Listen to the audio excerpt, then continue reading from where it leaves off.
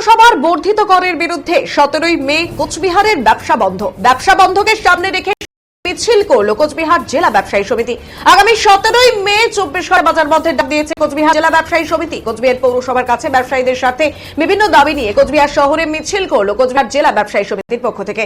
এদিনের এই মিছিল কোচবিহার ভবানীগঞ্জ বাজার থেকে শুরু করে তারা কোচবিহার শহরের বিভিন্ন গুরুত্বপূর্ণ রাস্তাগুলি পরিক্রমা করে একই স্থানে এসে তাদের মিছিল শেষ করে ব্যবসায়ী সমিতি।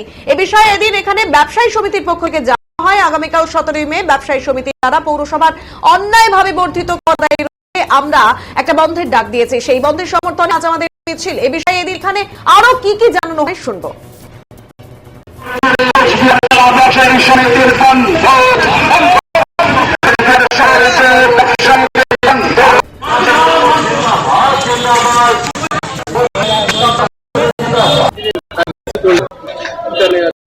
আসল মিছিল হচ্ছে কালকে আমাদের 17ই মে ব্যবসা সমিতি দ্বারা পৌরসভার বিরুদ্ধে অন্যায়ভাবে বর্ধিত করের বিরুদ্ধে আমরা একটা বন্ধ ডাক দিচ্ছি।